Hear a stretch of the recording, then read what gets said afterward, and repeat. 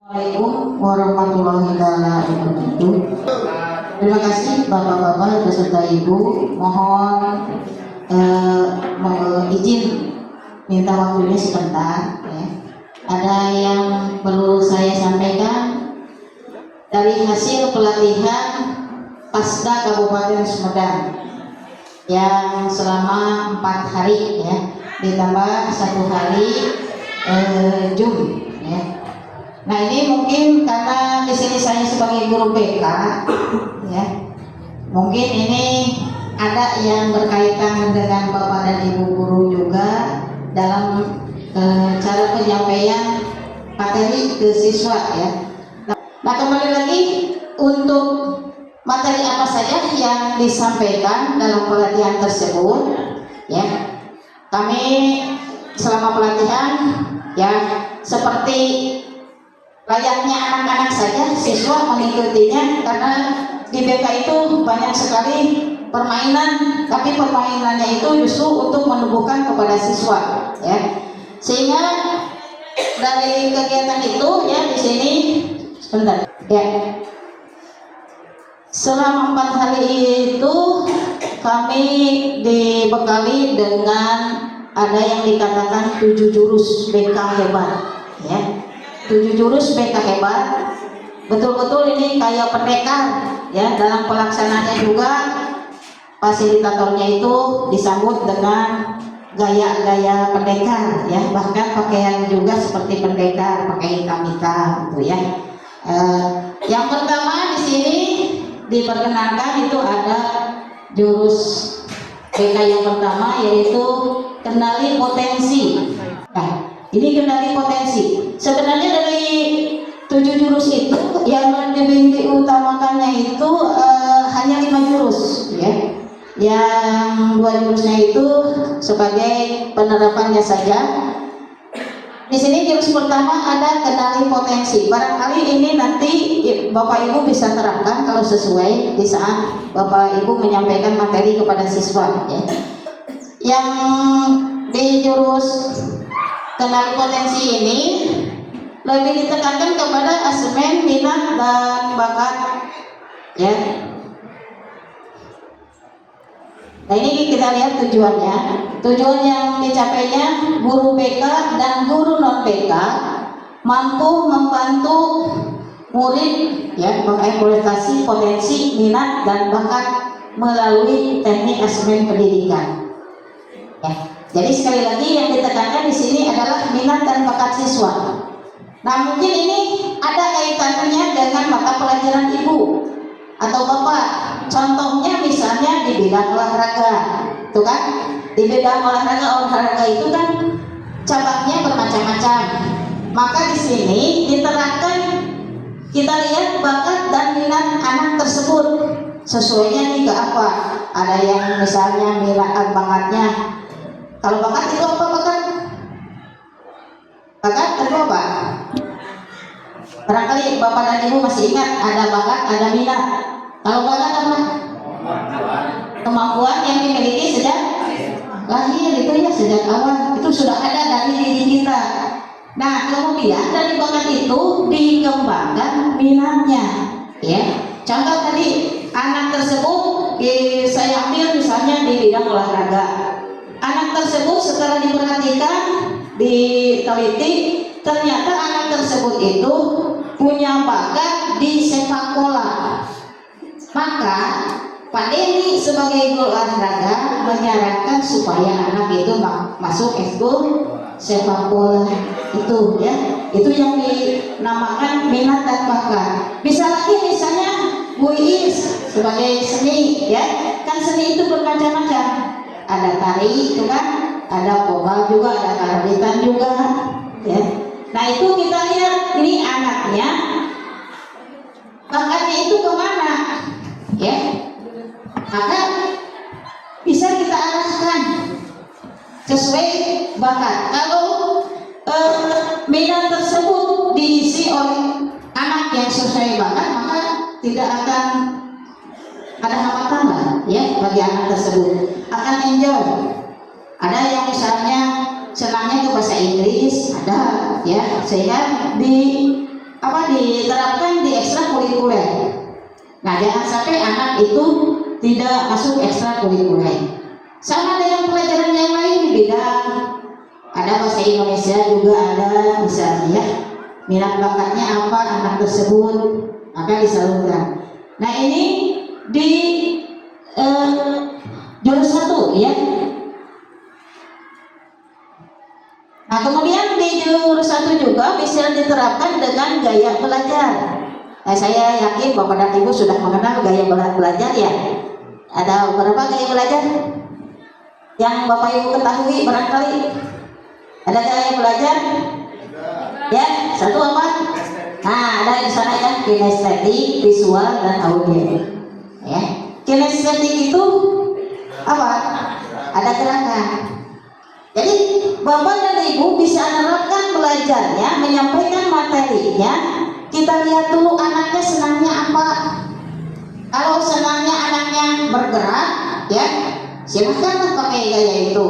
Kalau misalnya anaknya sedang yang visual, berarti harus banyak nonton, melihat, gitu ya. Ada gambar, itu ya. Nah, saya rasa ini sudah bukan hal yang baru buat Bapak dan Ibu. Nah, ini masuknya di jurus 1. Jadi jurus 1 itu bisa digunakan di dalam pembelajaran Bapak dan Ibu. Disesuaikan saja itu.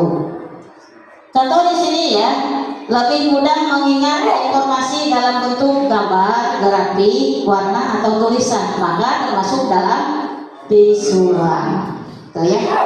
Kadang-kadang anak kan kalau ditayangkan gambar itu lebih tertarik daripada kita menyampaikan cuma menerangkan saja, ceramah saja, ya. Atau tadi secara kinestetik anak biasanya harus gerak, silakan pakai gerakan atau apa silakan, ya. Ini bisa dan bisa itu juga nanti diawali dengan apa biasanya breathing ya. Itu breathing ada ya. Nah, itu untuk jurus 1. Ya, kita lanjut supaya ini lebih cepat saja. Ada jurus 2 ya. Di BK itu ada jurus 2. Jurus 2 itu tentang kelola emosi.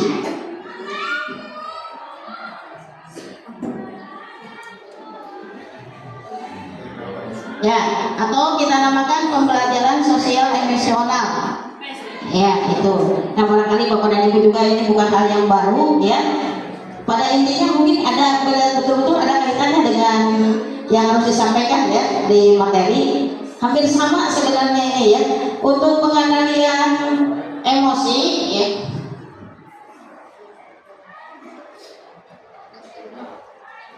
Tujuannya guru BK atau guru non BK terampil menerapkan bimbingan di kelas itu secara langsung untuk membantu murid mengelola emosi dan stres akademik ya. Jadi di sini kita perlu dalam menyampaikan materi itu Bapak dan Ibu perlu mengelola emosi siswa. Jangan sampai kadang-kala yang Bapak dan Ibu rasakan memang kita suka terpancing ya dengan siswa timbul amarah emosi ya, ambek ya. Nah, itu sebenarnya kita harus mengendalikan emosi di sini.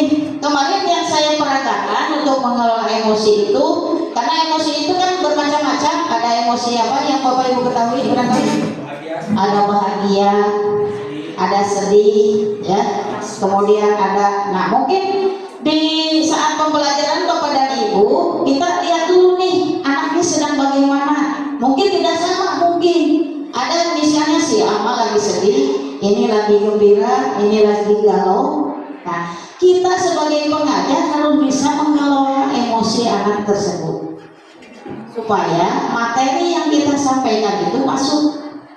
Ya, ini untuk kemarin barangkali di antara Bapak dan Ibu, barangkali ada yang bisa mencontohkan kalau misalnya saat emosinya sedang marah. Ya Pak, saya akan berikan contoh. Coba Pak Denny barangkali berdiri dulu sebentar. Karena marah.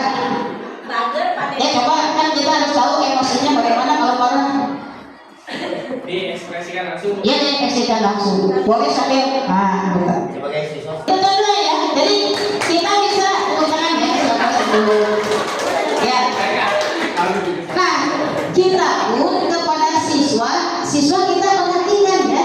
Ini bagaimana? Boleh sewaktu-waktu ditampilkan ke depan siswa untuk mengekspresikan bagaimana nih. Walaupun tidak diperagakan, boleh sambil digambar.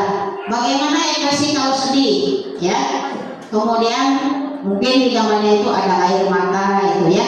Bibirnya pun tidak tersenyum, gitu kan? Nah itu. Nah, kalau kita bisa mengelola emosi siswa, maka materi yang kita sampaikan insya Allah bisa diterima oleh siswa. Jadi kendalikan dulu emosinya, ya. Itu. Lanjut untuk berikutnya. Nah, di yang ketiga, jurus yang ketiga ada jurus tumbuhkan resiliensi, daya lenting, ya. Daya lenting itu apa? Lenturan, ya. Tuh. Jadi kita harus di sini ya daya lentingnya tumbuhkan resiliensi. Tujuannya guru mampu membantu murid membentuk growth mindset. Growth mindset itu apa? Barangkali ya. Pertumbuhan pendapat. Tuh ada sebenarnya di sana nomor 2 ya, kalau teliti itu ada. Growth mindset itu pola pikir bertumbuh, ada di sana ya. Kemudian kuncinya itu ya ada daya lenting, resiliensi, pola pikir, kemudian learning magic ya. Keterampilan yang dikuasai adalah keterampilan menumbuhkan daya lenting anak dalam menghadapi kesulitan. Keterampilan mengajarkan pola pikir bertumbuh, keterampilan membantu anak bangkit dari kegagalan. Jadi kalau misalnya Bapak Ibu menemukan anak yang gagal, contoh misalnya di bidang matematika ya, begini misalnya ya. Anak itu ternyata mengerjakan satu soal di depan ternyata tidak bisa. Nah, kita tumbuhkan rasa itu supaya anak jangan sampai putus asa. Dicoba. Itu ya. Nah, kemudian kita kasih apa istilahnya semangat untuk anak tersebut. Kemarin saya dipraktekkan di sana dalam pelatihan. Kalau dibagi kelompok membuat menara dari kartu, ya. Kartu apa yang sekarang sedang musim kan? Uno ya, Uno. Bayangkan kamu Bapak Ibu bisa membayangkan kartu Uno harus dijadikan sebuah menara oleh satu kelompok. Nah ini bisa dipraktekkan ke siswa juga untuk supaya membuktikan bahwa kalau sudah mencoba gagal kita harus bangkit lagi, coba lagi, dan pada akhirnya terbentuk sebuah menara. Walaupun menara yang dikatakan menara biasanya tinggi sekali ya, pendek saja, yang penting dengan cara bagaimana dicoba lagi, terus digigit, bisa terus digigit, maka dilipat, disusun, memang agak repot juga ya. Nah kemudian itu dilakukannya berulang-ulang sampai pada akhirnya kita bisa. Sama juga dengan pembelajaran, kalau anak misalnya salah dalam pengerjaan, contoh tadi matematika salah, kita kasih saja coba lagi sambil kita kasih semangat anak tersebut, jangan dimarahi, mana bodoh banget, tuh bisa begitu wae. Nah jangan seperti itu ya. Nah ini jurus ini yang harus Bapak Ibu pakai ya, itu. Kemudian ada lagi yang berikutnya, ini jurus yang keempat. Nah karena di sini tadi saya katakan bahwa ini jurus, jadi berkaitan dengan pendekar. Ini jurus yang keempat, jaga konsistensi, dijaga konsistensinya ya. Nah ini atau istilahnya kebiasaan berkesadaran. Tujuannya guru mampu menumbuhkan kebiasaan karakter positif yang dikembangkan berdasarkan nilai-nilai agama dan budaya bangsa. Kemudian ada konsepnya kesadaran kedua sebagai fondasi dari sebuah positif, tombol-tombol motivasi ya, zona juga habit lock ya. prinsip juga keterampilan yang dikuasainya itu memberikan bimbingan kepada murid untuk membiasakan kebiasaan positif, ya. Tumbuhkan resiliensi tadi sudah ya. Kemudian selanjutnya jurus yang kelima ada jalin koneksi. Koneksi itu apa koneksi? Hubungan ya. Jadi harus ada jalinan koneksi, ada hubungan. Nah ini bisa dilakukan misalnya pembelajarannya itu dengan diskusi ya, diskusi. Jadi bisa diterapkan juga komunikasi empati ya. Tujuannya supaya guru itu mampu menjalin koneksi dan melakukan komunikasi empati dalam mengupayakan dukungan awal kepada peserta didik sesuai dengan kebutuhan psikososial. Komunikasi empati dengan mendengar aktif ya. Nah ini yang dikatakan komunikasi itu bukan siswa dengan siswa saja, tapi dengan guru juga, siswa dengan guru. Yang kita kalau misalnya kita menerangkan tidak ada respon dari siswa, berarti belum terjalin. Urang we ngabablah, nerangkeun babak-babak. Sementara siswa di sana misalnya ada yang tidur, ya, ada yang main HP, berarti tidak ada jalinannya. Maka jurus ini harus diterapkan. Jurus yang keenam, bangun kolaborasi, ya. Nah pada intinya, nah ini tadi yang perlu disampaikan memang ini penerapannya saja. Yang perlu diterapkan, Bapak Ibu itu bisa menerapkan, saya mau menggunakan jurus yang pertama, boleh. Mau menggunakan jurus yang kedua, boleh. Atau gabungan dari semua jurus bisa disisipkan dalam pengajaran, ya, bisa diterapkan dalam pengajaran. Tapi dengan tidak menyalahi konsep Bapak Ibu memberikan materi, ya. Kalau di BK materinya itu cuma menerangkan seperti tadi, membangun menara, ya. Kan mungkin di Bapak Ibu tidak ada materinya seperti itu, ya. Cuma dilaksanakan saja.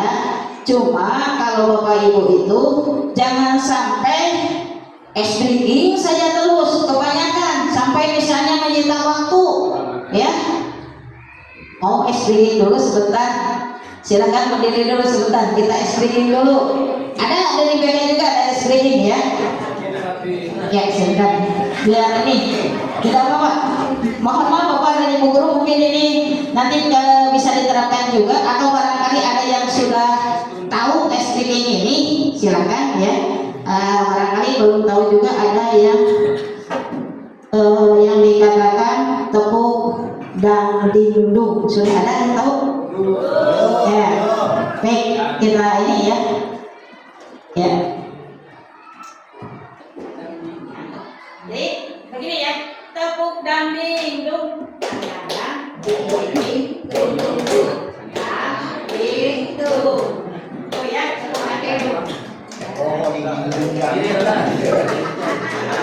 kemudian nanti ada kalimatnya, masih di tepuk dan dindung ya, dan dinding, duduk, dan dindung,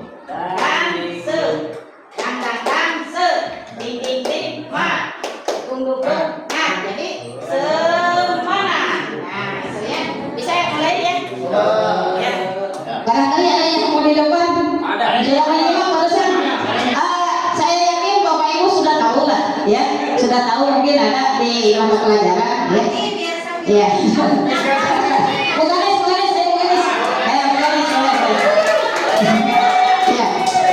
Ya, makasih. Ya. Tepuk dan dindung, dang, ding, dung, dang, dindung, dang, se, ding, ma, dindung, ma, semangat. Ya, teman-teman. Terima kasih Bapak Ibu ya. Boleh satu lagi, bukan satu lagi katanya boleh. Ternyata lumayan.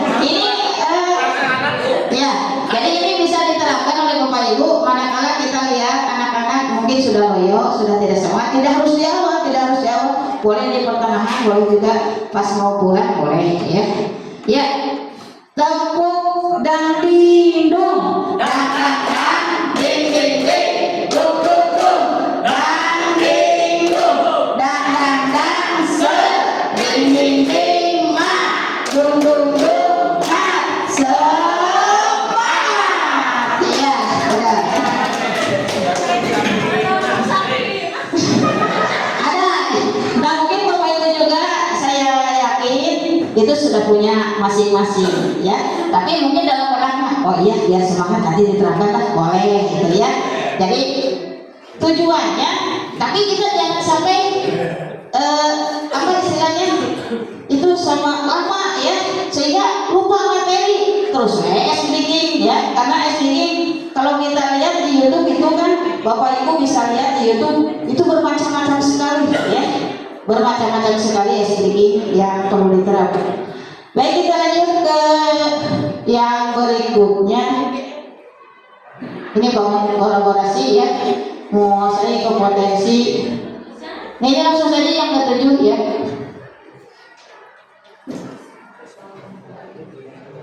Ya, menata situasi lingkungan belajar aman, nyaman, dan menggembirakan ya. Nah kita anak-anak itu supaya nyaman, belajarnya semangat, jelas ini kita harus lihat lingkungannya dulu. Boleh Bapak Ibu misalnya kalau lingkungannya berantakan, kelasnya berantakan, kita rapikan dulu, ada gerakan. Misalnya apalagi di jam terakhir biasanya ya, atau di jam-jam belar itu kan sampah berserakan itu kan. Nah meja juga, sehingga kalau kita berikan mata pusing ya, belum pusing lagi di rumah misalnya ya, tambah pusing. Nah kita tata di sini ya, tata menata ya, supaya nyaman, menggembirakan ya. Tadi dengan itu boleh dengan speaking ya, supaya anak-anak itu betul-betul semangat untuk belajar. Boleh itu diterapkan. Jadi kita jangan menonton terus-terusan materi saja ya. Kamu berenang matematika di bahasa Inggris masuk kadang liurnya. Nah biasanya kan anak-anak itu senangnya itu sambil diperagakan juga ya, diimpresikan juga atau diterapkan juga untuk pembelajaran ya. Nah itu barangkali ya yang saya peroleh dari pelatihan yang 4 hari. Kemudian kami di sini tetap masih diberi tugas, masih ada tugas yang secara online ya. Itu kemudian di sini ada terakhir kami di sini membuat video ya. Ini kemarin itu diakhiri dengan pembuatan video ya. Ini agak lama juga untuk membuatnya.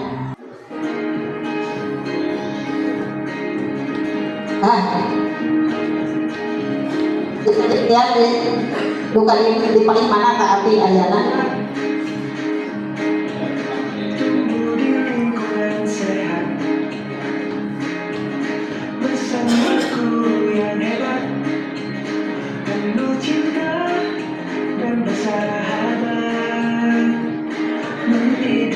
Nah, ayat kelima. Yang baca kerja hadir Pak, ayat Pak. Oh ini anak-anak muda semua ini ya.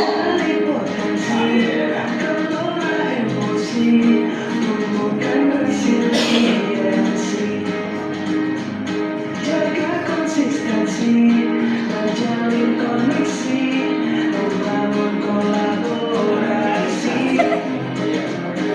mengalahkan situasi.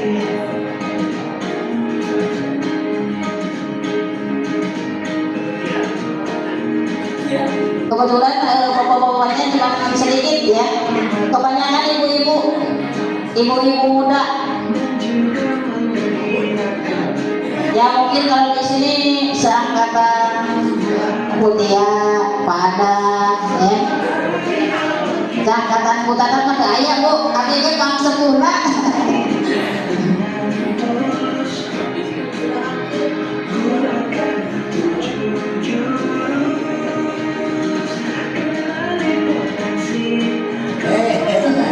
Ada artis.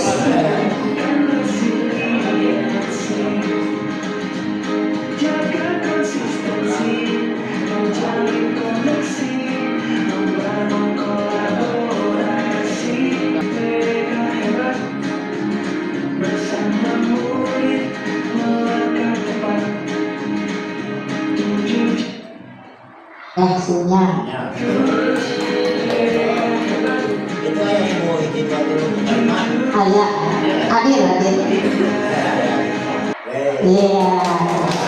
Nah itu barangkali, boleh mau diperagakan ini, kita peragakan di sini.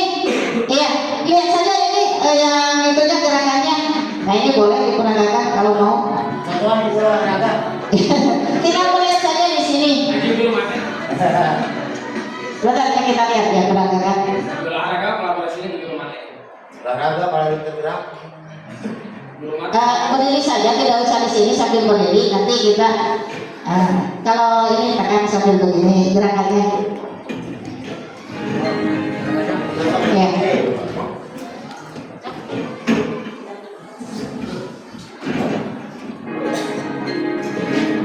Tuh sambil begini aja nyantai ya. Iya. Yang kuat bersama dukungan sehat, bersama guru yang hebat. Senyum saya.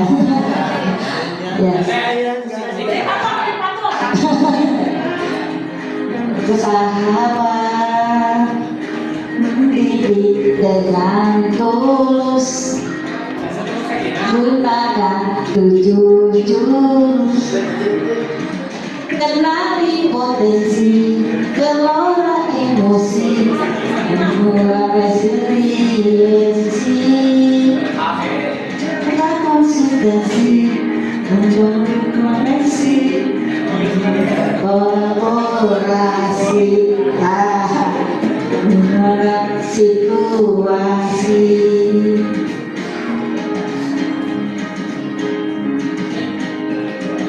Itu aja nanti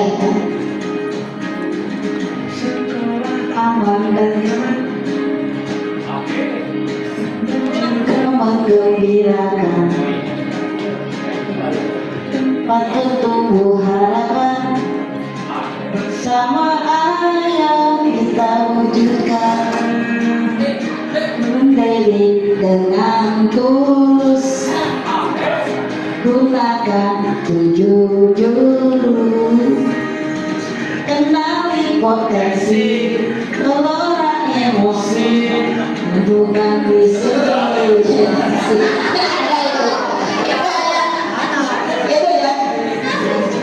Koneksi, kolaborasi, situasi, jurus BK hebat, bersama murid maka depan.